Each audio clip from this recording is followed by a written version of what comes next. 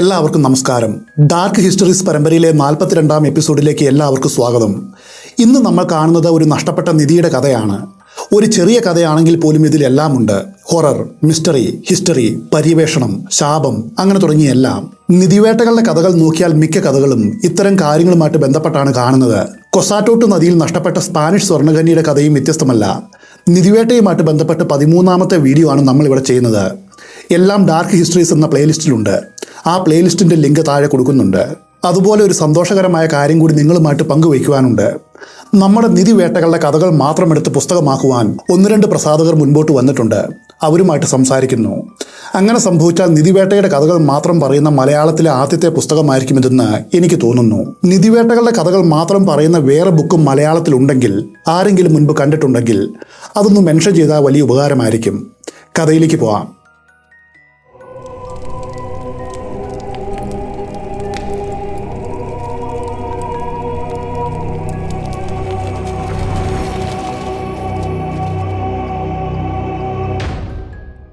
American ചരിത്രമെടുത്താൽ അതിൽ പ്രധാനമായിട്ടും കാണപ്പെടുന്ന കാര്യങ്ങൾ ഇവയൊക്കെയാണ്.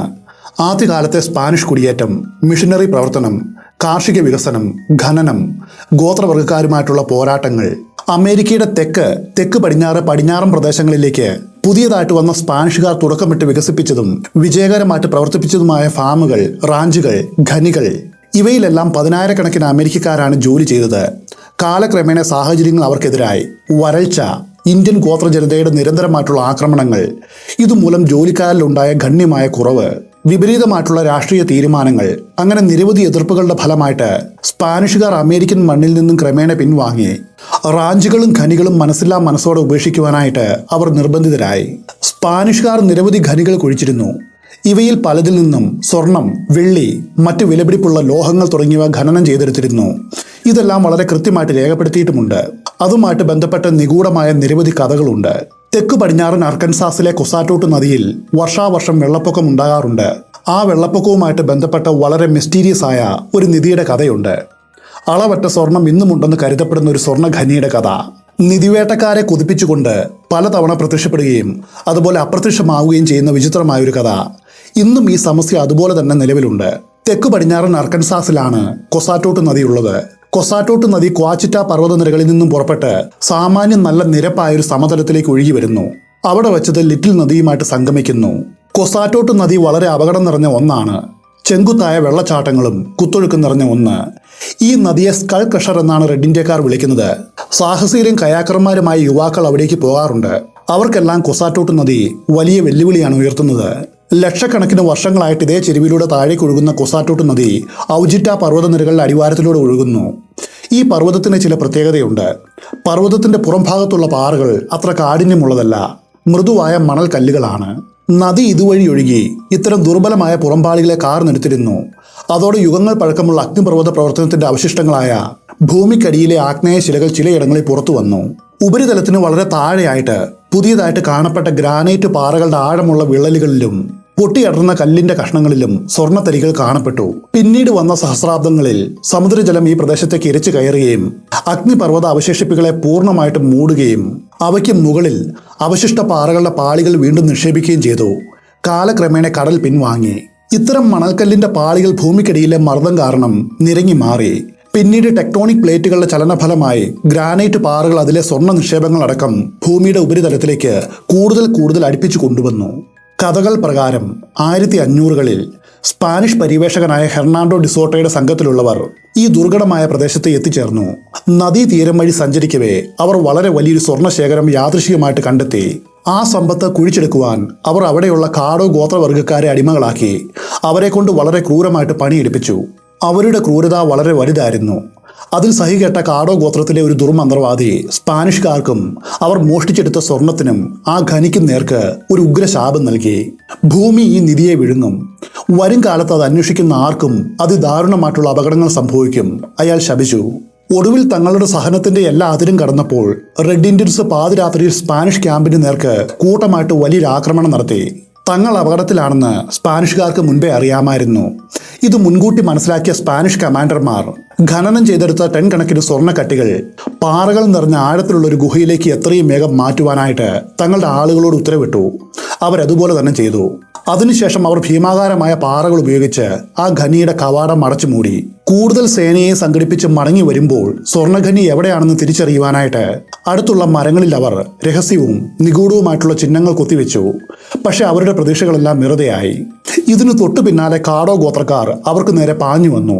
തുടർന്നുണ്ടായ ക്രൂരമായ യുദ്ധത്തിൽ എല്ലാ സ്പാനിഷ് സൈനികരും ക്രൂരമായിട്ട് കൊല്ലപ്പെട്ടു.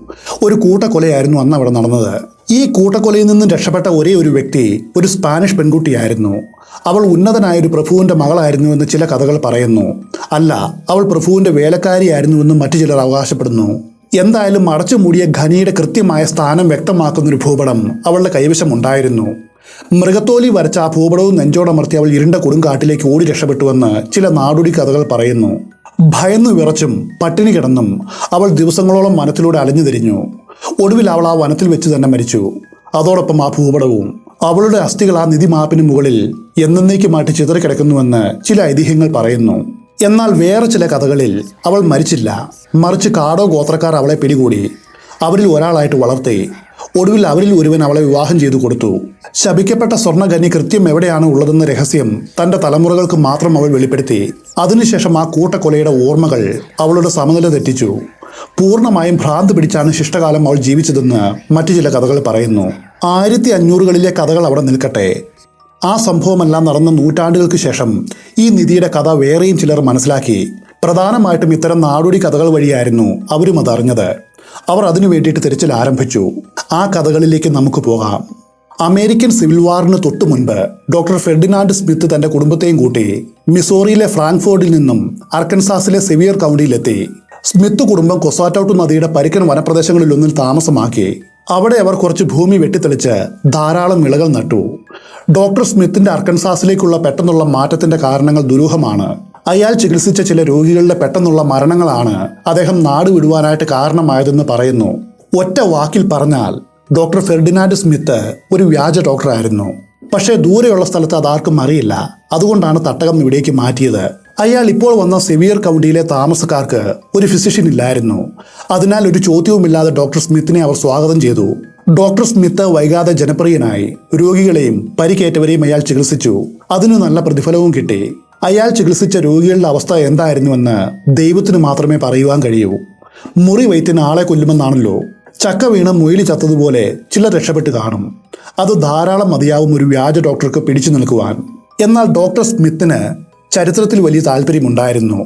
ഈ പ്രദേശത്തിന്റെ ഭൂതകാലത്തെക്കുറിച്ചുള്ള കഥകൾ അയാൾ അന്വേഷിച്ചു. അവിടെയുള്ളവർ വലിയ സന്തോഷത്തോടെ തങ്ങൾക്കറിയാവുന്ന കഥകൾ സ്മിത്തിനോട് പറഞ്ഞു. അങ്ങനെയാണ് കൊസാറ്റോട്ടു നദിക്കരയിൽ എവിടെയോ നഷ്ടമായ സമ്പന്നമായ സ്വർണ്ണഖനിയെക്കുറിച്ചുള്ള കഥകൾ അദ്ദേഹം കേട്ടത്. ഡോക്ടർ സ്മിത്ത് കേട്ട കഥ ഇങ്ങനെയാണ്. റെഡ് ഇന്ത്യക്കാരുടെ കൂട്ടത്തിൽ യാത്ര ചെയ്യുന്ന ചെമ്പൻ മുടിയുള്ള സുന്ദരിയായ സ്പാനിഷ് സംസാരിക്കുന്ന ഒരു സ്ത്രീ ഇടയ്ക്കിടയ്ക്ക് ഇവിടേക്ക് വരുമായിരുന്നു. അവൾക്ക് മാത്രമാണ് മറച്ചു വയ്ക്കപ്പെട്ട ഖനിയുടെ സ്ഥാനം അറിയൂ. ഒരു പക്ഷേ പണ്ട് കാഡോ ഗോത്രക്കാർ തടവിലാക്കിയ പെൺകുട്ടിയുടെ പിന്മുറക്കാരിയായിരിക്കാം ഇവൾ. തെക്കു പടിഞ്ഞാറൻ അർക്കൻസാസിൽ ഏതാനും പതിറ്റാണ്ടുകൾക്ക് മുൻപ് ലോക്സ്ബർഗ് എന്നറിയപ്പെടുന്ന സ്ഥലത്ത് ഒരു വ്യാപാര കേന്ദ്രമുണ്ടായിരുന്നു. രോമകുപ്പായങ്ങൾ, വസ്ത്രങ്ങൾ, കാർഷിക ഉപകരണങ്ങൾ, ആഹാര സാധനങ്ങൾ അങ്ങനെ തുടങ്ങിയ വസ്തുക്കളായിരുന്നു അവിടെ കച്ചവടം ചെയ്തിരുന്നത്. ഈ പ്രദേശത്ത് പതിവായിട്ട് വന്നിരുന്ന വേട്ടക്കാർക്കും കെണിവയ്പ്പുകാർക്കും കർഷകർക്കും ഈ വ്യാപാര കേന്ദ്രം വലിയ സഹായമായിരുന്നു. കഥകൾ അനുസരിച്ച് ഏകദേശം മാസത്തിൽ ഒരിക്കൽ നല്ല ഉയരമുള്ള ചെമ്പൻ മുടിക്കാരിയും സുന്ദരിയുമായൊരു സ്ത്രീ ഇന്ത്യക്കാരായ നിരവധി യുവാക്കൾക്കൊപ്പം ഈ വ്യാപാര കേന്ദ്രത്തിലെത്തുമായിരുന്നു. ഇത് നേരിൽ കണ്ടവർ നിരവധിയാണ്.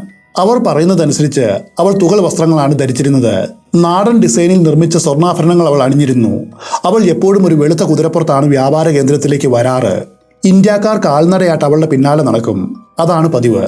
ഇത് വെച്ച് ഈ ഇന്ത്യക്കാർ അവളുടെ അടിമകളാണെന്നും അവൾ എന്തു പറഞ്ഞാലും മുൻപും പിൻപും നോക്കാതെ ചെയ്യുന്നവരാണെന്നും എല്ലാവരും മനസ്സിലാക്കി. ഇത്തരം സന്ദർശന വേളയിൽ സുന്ദരിയായ ഈ സ്ത്രീ അവർക്ക് വേണ്ട ഭക്ഷ്യവസ്തുക്കൾ വാങ്ങുമായിരുന്നു. ഇടയ്ക്കിടയ്ക്ക് പിക്കാക്സുകളും കോരികയും പോലുള്ള ഖനന ഉപകരണങ്ങളും വാങ്ങിയിരുന്നു. അതിന് വിലയായിട്ട് ശുദ്ധമായ ഗ്രേഡിലുള്ള സ്വർണ്ണ കഷ്ണങ്ങളായിരുന്നു അവർ സ്ഥിരമായിട്ട് നൽകി വന്നത്. അപൂർവ സന്ദർഭങ്ങളിൽ ആ സ്ത്രീ അവരോട് കാസ്റ്റലിയൻ ചുവയുള്ള സ്പാനിഷ് ഭാഷയിൽ സംസാരിക്കാറുമുണ്ട്. എന്നാൽ എവിടെ നിന്നുമാണ് ഈ സ്വർണം കിട്ടിയതെന്ന് ചോദിച്ചപ്പോൾ അവൾ നിശബ്ദയായി. അവളുടെ ഇന്ത്യൻ കൂട്ടാളികളും ഇത്തരം ചോദ്യങ്ങളോട് പ്രതികരിച്ചില്ല. എങ്കിലും എല്ലാവർക്കും അറിയാമായിരുന്നു ലോസ്റ്റ് കൊസാറ്റോട്ട് ഗോൾഡ് മൈനിൽ നിന്നുമാണ് ഈ സ്വർണമെല്ലാം വരുന്നത് എന്ന്. അത് ഖനനം ചെയ്യുവാനാണ് അവൾ ഈ ഉപകരണങ്ങൾ വാങ്ങുന്നത് എന്നും. വ്യാപാര കേന്ദ്രത്തിലെ ബിസിനസ് പൂർത്തിയാകുമ്പോൾ അവൾ തന്റെ കുതിരപ്പുറത്ത് കയറി സവാരി ചെയ്ത് അവിടെ നിന്നും അകലും. അവൾ വാങ്ങിയ സാധനങ്ങളും ചുമന്നുകൊണ്ട് പിന്നാലെ ഇന്ത്യക്കാരും. നിഗൂഢയായ സുന്ദരിയായ സ്ത്രീയെ പിന്തുടരുവാനായിട്ട് അനേകം ആൾക്കാർ നിരവധി ശ്രമങ്ങൾ നടത്തി. പക്ഷേ അവൾ എല്ലായ്പ്പോഴും അവരുടെ കണ്ണിൽപ്പെടാതെ രക്ഷപ്പെട്ടു. ഇടയ്ക്കിടയ്ക്ക് ഫോർട്ട് ടൗസൺ റോഡിലേക്ക് വന്നു ചേരുന്നൊരു വ്യാപാര പാതയിലൂടെ കച്ചവടവും കഴിഞ്ഞ് മടങ്ങുന്ന ഈ വിചിത്ര സ്ത്രീയെയും അവളുടെ അകമ്പടിക്കാരെയും ചിലർ കണ്ടുമുട്ടാറുണ്ട്. അങ്ങനെ ഒരു ദിവസം ഒരുവൻ വളരെ രഹസ്യമായിട്ട് അവളെ പിന്തുടർന്നു. അന്ന് അയാൾ ഒരു കാഴ്ച കണ്ടു. കൊസാറ്റോട്ട് നദിയുടെ പടിഞ്ഞാറ് ഭാഗത്തായിട്ട് വർഷാവർഷം വെള്ളപ്പൊക്കം ഉണ്ടാകുന്ന ഒരു പ്രദേശത്തേക്കാണ് അവർ പോകുന്നത്. പാമ്പുകൾ ധാരാളമുള്ള ബ്രയർ ചെടികൾ തിങ്ങി നിറഞ്ഞ പിക്പെൻ ബോട്ടംസ് എന്ന് വിളിക്കുന്ന വനത്തിലേക്കായിരുന്നു അവൾ പ്രവേശിച്ചത്. അയാൾ താൻ കണ്ട കാര്യം വേഗം വ്യാപാര കേന്ദ്രത്തിൽ ഒത്തുകൂടിയ ആളുകളോട് പറഞ്ഞു. അധികം താമസിയാതെ നഷ്ടപ്പെട്ട സ്വർണ്ണഖനി കണ്ടെത്തുവാനായിട്ട് അവർ ഒരു ചെറിയ പര്യവേഷണ സംഘത്തെ രൂപീകരിച്ചു. തുടക്കത്തിൽ അവർക്ക് ഖനിയുടെ പ്രവേശന കവാടം കണ്ടെത്തുവാനായിട്ട് കഴിഞ്ഞില്ല. അതുകൊണ്ട് അവർ അടിക്കാടുകളും വള്ളിച്ചെടികളും താണ്ടി മുൻപോട്ട് നീങ്ങി. പക്ഷേ വനത്തിൽ കയറിയതും അവർക്കെല്ലാം വഴിതെറ്റി. മണിക്കൂറുകളോളം മറിഞ്ഞു തിരിഞ്ഞ ശേഷം ഒരു വിധത്തിലാണ് അവർ പുറത്തു ചാടിയത്. മൂർച്ചയുള്ള ചെടികളുടെ അരിമ്പ് കൊണ്ട് മുറിഞ്ഞ് അവരുടെ ദേഹത്തു നിന്നും രക്തം ഒഴുകിയിരുന്നു. പ്രാണികൾ അവരെ പൊതിഞ്ഞു. കൂട്ടത്തിലെ ഒരു അംഗത്തിന് പാമ്പ് കടിയേറ്റു. അവന് വിഭ്രാന്തിയും കടിയേറ്റയിടത്ത് വീക്കവും ഉണ്ടായി. അർദ്ധരാത്രിയും കഴിഞ്ഞ് ഏകദേശം 2 മണിക്കൂർ കഴിഞ്ഞപ്പോഴാണ് പര്യവേഷണ സംഘം നിരാശരായിട്ട് വ്യാപാര കേന്ദ്രത്തിലേക്ക് മടങ്ങിയെത്തിയത്. അവർ തങ്ങൾ പരാജയപ്പെട്ടു എന്ന് പറഞ്ഞു. ഈ സംഭവം സുന്ദരിയായ സ്ത്രീയെ കൂടുതൽ ശ്രദ്ധാലുവാക്കി. കാരണം പിന്നീട് ഒരിക്കലും അവളോ അവളുടെ ഇന്ത്യൻ അകമ്പടിക്കാരോ ഒരിക്കലും അവിടേക്ക് വന്നിട്ടില്ല.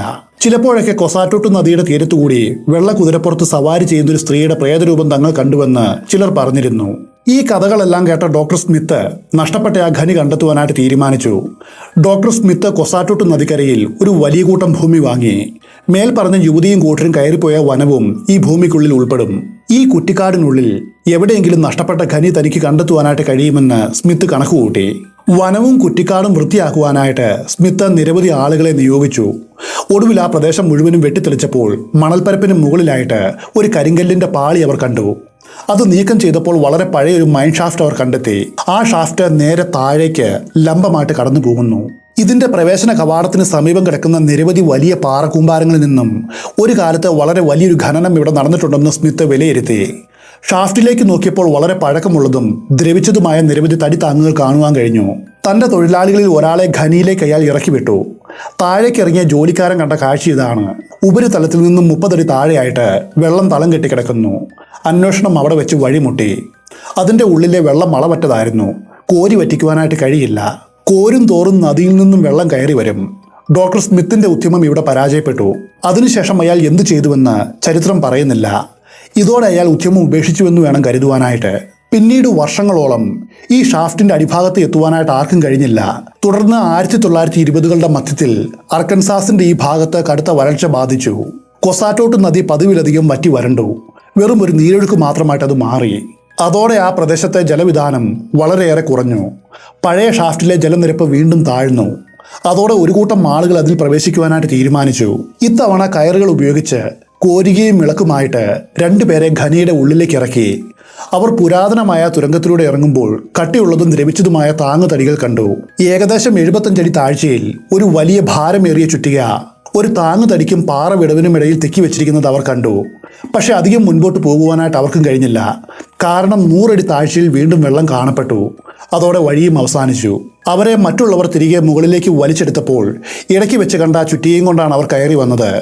ചുറ്റിക പരിശോധിച്ചപ്പോൾ അതിന്റെ തലപ്പിൽ സ്വർണത്തിന്റെ ചെറിയ തരികൾ പറ്റിപ്പിടിച്ചതായിട്ട് കണ്ടെത്തി. മാത്രവുമല്ല 16-ാം നൂറ്റാണ്ടിൽ സ്പെയിനിലെ സെവില്ലെ നഗരത്തിൽ വെച്ച് നിർമ്മിച്ചതാണ് ചുറ്റികയെന്ന് പിന്നീട് തിരിച്ചറിഞ്ഞു. ഇതൊരു വലിയ തെളിവായിരുന്നു. അവർ മുൻപ് കേട്ട നാടോടി കഥകൾ ഒരു നുണയല്ല, സത്യമായിരുന്നു എന്നതിന്റെ തെളിവ്. സ്പാനിഷുകാരാണ് ഈ ഖനി പ്രവർത്തിപ്പിച്ചത് എന്ന് ഈ ചുറ്റിക അവരോട് പറഞ്ഞു. 1927ന്റെ തുടക്കത്തിൽ രണ്ടാമതും വലിയൊരു വരൾച്ച ഉണ്ടായി. അതുവരെ പലരും ഖനിയുടെ ആഴത്തിലേക്ക് പലവട്ടം പോകുവാനായിട്ട് ശ്രമിച്ചെങ്കിലും ഒന്നും വിജയിച്ചില്ല. എന്നാൽ 1927ലെ വരൾച്ച വളരെ വലുതായിരുന്നു. ഇത്തവണ ഷാഫ്റ്റിലെ വെള്ളം മുൻപത്തെക്കാളും കുറഞ്ഞു. അതോടെ നഷ്ടപ്പെട്ട ഖനിയുടെ കഥയറിയാവുന്ന ഒരു കൂട്ടം ചെറുപ്പക്കാർ ആ ഖനിയിലേക്ക് രണ്ടും കൽപ്പിച്ചിറങ്ങി. ഈ സമയത്ത് ഖനിയുടെ അടിയിൽ വെള്ളമേ ഇല്ലായിരുന്നു. അവർ 125 അടിയിലധികം താഴെ എത്തി. എന്നാൽ മറ്റൊരു വലിയ തടസ്സം അവിടെ ഉണ്ടായിരുന്നു. നല്ല ആഴത്തിൽ കനത്ത ചെളിയാണ് അവിടെ അടിഞ്ഞുകൂടി കിടക്കുന്നത്. പിന്നീട് വന്ന 2 ആഴ്ചയിൽ ഈ ചെറുപ്പക്കാർ ബന്ധുക്കളുടെ സഹായത്തോടെ ബക്കറ്റുകളിൽ ചെളി നിറച്ച് ഉപരിതലത്തിലേക്ക് കയറിൽ കെട്ടി അയച്ചു. ആ ജോലിയും അത്ര എളുപ്പമായിരുന്നില്ല. കാരണം നൂറ്റാണ്ടുകളായിട്ട് നദി നിക്ഷേപിച്ച ചെളിയുടെ അളവ് ചില്ലറയൊന്നും ആയിരുന്നില്ല. ആയിരക്കണക്കിന് കുട്ട ചെളി അവർ പുറത്ത് എത്തിച്ചുവെങ്കിലും സ്വർണത്തിന്റെ അടുത്ത് എത്തുവാനായില്ല. ഇതിനിടയിൽ നിരവധി പുരാതന ഖനന ഉപകരണങ്ങൾ അവർ കണ്ടെത്തി. അവയിൽ ഓരോന്നിലും സ്പാനിഷ് അടയാളങ്ങൾ ഉണ്ടായിരുന്നു. ഇതൊക്കെ അവരിൽ വലിയ ശുഭാപ്തി വിശ്വാസം വളർത്തി. പക്ഷെ അതിന് ആയുസ് വളരെ കുറവായിരുന്നു. ആകാശത്ത് പൊടുന്നനെ മഴയുടെ ലക്ഷണങ്ങൾ കാണപ്പെട്ടു. തൊട്ടു പിന്നാലെ മഴയും തുടങ്ങി. 2 ദിവസമാണ് നിർത്താതെ മഴ പെയ്തത്. അതോടെ കുഴിയെടുക്കുന്നവർ അന്വേഷണം മതിയാക്കി വീട്ടിലേക്ക് മടങ്ങി. വൈകാതെ അർക്കൻസാസ്, ടെക്സാസ്, ലൂസിയാന എന്നിവിടങ്ങളിൽ ആഞ്ഞടിച്ചുകൊണ്ട് കൊടുങ്കാറ്റും പേമാരിയും വന്നു. 1927 മഹാപ്രളയമാണ് അത് കൊണ്ടുവന്നത്. ശക്തമായ ഇടിമിന്നലും കൊടുങ്കാറ്റും അടിച്ചു. ഒരു നീണ്ട പേമാരി പരമ്പരയുടെ തുടക്കം മാത്രമായിരുന്നു അത്. ഏതാനും ദിവസങ്ങൾക്കുള്ളിൽ കൊസാറ്റൂട്ട് നദി കരകവിഞ്ഞൊഴുകുകയും ഖനി ഉണ്ടായിരുന്ന പ്രദേശത്ത് വെള്ളപ്പൊക്കം ഉണ്ടാവുകയും ചെയ്തു. ആ പ്രദേശം മുഴുവനും വെള്ളത്തിന്റെ അടിയിലായി. ആഴ്ചകൾക്ക് ശേഷം എല്ലാം പഴയതുപോലെയായി. അപ്പോഴേക്കും അവിടെയുള്ള ഭൂപ്രകൃതി തിരിച്ചറിയുവാൻ കഴിയാത്ത വിധം മാറിയിരുന്നു. കൊസാറ്റോട്ട് നദിയുടെ തീരം നിറയെ നിരവധി മൈലുകളോളം കട്ടിയുള്ള ചെളി അടിഞ്ഞു. അതോടെ പഴയ ഖനിയും ഖനിയുടെ ഷാഫ്റ്റും കരിങ്കല്ല് നിറഞ്ഞ പരിസരവും ചെളി കൊണ്ട് പരിപൂർണമായിട്ട് മൂടിപ്പോയി. പിന്നീട് ഖനനം പുനരാരംഭിക്കുവാനായിട്ട് വീണ്ടും അവർ ആ പ്രദേശത്ത് എത്തിയെങ്കിലും അവർക്ക് ഖനിയുടെ പ്രവേശന മാർഗം കണ്ടെത്തുവാനായില്ല. പിന്നെയും ഏതാനും വർഷങ്ങൾ കൂടി കഴിഞ്ഞപ്പോഴാണ് പുറത്തേക്ക് തള്ളി നിൽക്കുന്ന ഗ്രാനൈറ്റ് പാളിയുടെ ഒരു ഭാഗം വീണ്ടും കണ്ടെത്തിയത്. അപ്പോഴേക്കും ഖനിയുടെ ഉൾവശം മുഴുവനും കനത്ത ചെളി കൊണ്ട് നിറഞ്ഞിരുന്നു. പിൽക്കാലത്ത് നിരവധി വർഷങ്ങളിൽ ഈ ഷാഫ്റ്റ് വീണ്ടും കുഴിക്കുവാനായിട്ട് നിരവധി ഗ്രൂപ്പുകൾ ശ്രമിച്ചുവെങ്കിലും ഒന്നും തന്നെ വിജയിച്ചില്ല. വെള്ളം തന്നെയായിരുന്നു പ്രധാന പ്രശ്നം. എങ്ങനെയെങ്കിലും ഷാഫ്റ്റ് കണ്ടെത്തി കുറച്ച് കുഴിക്കുമ്പോഴേക്കും അടുത്ത മഴ വരും. ആ വെള്ളപ്പൊക്കം എല്ലാം പഴയതുപോലെയാക്കും. ഇന്ന് ആ പഴയ സ്പാനിഷ് ഖനിയുടെ കൃത്യമായ സ്ഥാനം അറിയാവുന്നവർ വളരെ കുറവാണ്. എങ്കിലും ചിലർ അവകാശപ്പെടുന്നത് തങ്ങൾക്ക് വളരെ കൃത്യമായിട്ട് ഖനിയുടെ സ്ഥാനം അറിയാമെന്നാണ്. ശാപം കിട്ടി ഈ ഖനി എങ്ങനെയെങ്കിലും തുറക്കണമെന്ന് ഉറപ്പിച്ച് ഏതാനും പ്രൊഫഷണൽ നിധിവേട്ടക്കാരും ഖനനത്തിൽ വിദഗ്ധരുമായ പലരും ഇന്നും ശ്രമിക്കുന്നുണ്ട്. മുൻകാല പരാജയങ്ങളെക്കുറിച്ചുള്ള കഥകൾ ഇവർക്കും അറിയാം. അവർക്ക് തടസ്സം സൃഷ്ടിക്കുന്ന വെള്ളവും ചെളിയും എന്തു ചെയ്യണമെന്ന് ഇവർക്ക് ഇന്നും നിശ്ചയമില്ല. അതാണ് ഏറ്റവും വലിയ തടസ്സവും. ആ നീളമുള്ള തുരങ്കത്തിന്റെ അടിത്തട്ടിൽ നിശ്ചയമായിട്ട് സ്വർണം കണ്ടെത്തുവാനായിട്ട് കഴിയുമെന്ന് മിക്ക ഗവേഷകരും പറയുന്നു. എന്നാൽ അത് വീണ്ടെടുക്കുവാനുള്ള സാധ്യത വളരെ കുറവാണ്.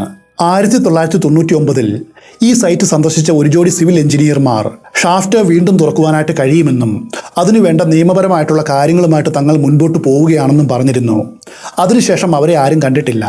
മറ്റൊരു കാര്യം, ആധുനിക സാങ്കേതികവിദ്യ ഉപയോഗിച്ച് പലരും ഈ പരിസരം മരിച്ചു പെറുക്കിയിട്ടുണ്ട്. അവർക്കാർക്കും ഖനിയുടെ കൃത്യമായ സ്ഥാനം ലൊക്കേറ്റ് ചെയ്യുവാനും കഴിഞ്ഞിട്ടില്ല. വർഷങ്ങൾ മുൻപോട്ട് പോകും തോറും ഖനിയുമായിട്ട് ബന്ധപ്പെട്ടും സ്പാനിഷുകാരിയുമായിട്ട് ബന്ധപ്പെട്ടും നിരവധി കഥകൾ ഉണ്ടായി. കൊസാറ്റോട്ട് വനത്തിനുള്ളിൽ പോകുന്ന ആധുനിക നിധി വേട്ടക്കാരും കാൽനട യാത്രക്കാരും ഒന്നുപോലെ പറയുന്ന ചില കഥകളുണ്ട്. അവിടെ ആ നദിക്കരയിൽ പഴയ കാലത്തെ വസ്ത്രം ധരിച്ച് കരയുന്ന ഒരു യുവതിയുടെ തിളങ്ങുന്ന മഞ്ഞ് പോലെയുള്ള രൂപം തങ്ങൾ കണ്ടുവെന്ന് അവർ പറയുന്നു. അടുത്തേക്ക് ചെല്ലുമ്പോൾ ഈ പ്രേതരൂപം തണുത്തുറഞ്ഞ കോടമഞ്ഞിലേക്ക് പൊടുന്നിനെ അലിഞ്ഞ് അപ്രത്യക്ഷമാവും. അവളുടെ ആത്മാവ് ആ മന്ത്രവാദിയുടെ ശാപത്താൽ ബന്ധിക്കപ്പെട്ടിരിക്കുകയാണെന്നും ഖനിയുടെ കവാടത്തിന് അവളെ അയാൾ കാവൽ നിർത്തിയിരിക്കുകയാണെന്നും ജനങ്ങൾ പറയുന്നു. ആ പ്രദേശത്തു നിന്നും കഥകളിൽ പറയുന്ന പഴയ സ്പാനിഷ് കവചങ്ങളും മരങ്ങളിലെ വിചിത്രമായിട്ടുള്ള കൊത്തുപണികളും തുരുമ്പിച്ച ആയുധങ്ങളും കണ്ടെത്തിയിട്ടും കൊസാറ്റോട്ടിലെ സ്വർണം മാത്രം ആർക്കും കണ്ടെത്തുവാനായിട്ട് കഴിഞ്ഞില്ല. അവരുടെ കാൽച്ചുവട്ടിൽ സ്വർണ്ണ ഖനിയുണ്ട്, അതുറപ്പാണ്. പക്ഷെ അത് മറഞ്ഞിരിക്കുന്നു. ചിലപ്പോൾ സ്പാനിഷ് പെൺകുട്ടിയുടെ ആത്മാവായിരിക്കുമോ അതിന് പിന്നിൽ. മുൻകാലങ്ങളിൽ ഖനിയുടെ അടുത്ത് മാത്രമല്ല ഖനിയുടെ അകത്തു വരെ പലരും ഇറങ്ങിയതാണ്. പക്ഷെ അപ്പോഴെല്ലാം അവരെ വെല്ലുവിളിച്ചുകൊണ്ട് പ്രകൃതി നദിയുടെ രൂപത്തിൽ ഉയർന്നു വരും. അതോടെ ഉദ്യമം പരാജയപ്പെടും. ഇന്നും നിരവധി ആളുകൾ ശാപത്തെയെല്ലാം അവഗണിച്ചുകൊണ്ട് നിധി കണ്ടെത്തുവാനായിട്ട് ശ്രമിക്കുന്നുണ്ട്. ആധുനിക സാങ്കേതിക വിദ്യ ഒടുവിൽ വിജയിക്കുമെന്ന് അവർ വിശ്വസിക്കുന്നു. പക്ഷെ അവരുടെ വിശ്വാസം വെറും വിശ്വാസമായിട്ട് ഇന്നും നിലനിൽക്കുന്നു. ലോസ്റ്റ് കൊസാറ്റോട്ട് ഗോൾഡ് മൈൻ ഇന്നും കാണാമറയത്താണ്. അവരെ പരിഹസിച്ചുകൊണ്ട് കൊസാറ്റോട്ട് നദി കുത്തിയൊഴുകുന്നു. ഇത്രയുമാണ് ദി ലോസ്റ്റ് കൊസാറ്റോട്ട് ഗോൾഡ് മൈനിന്റെ കഥ. മറ്റൊരു കഥയുമായി ഉടൻ വരാം.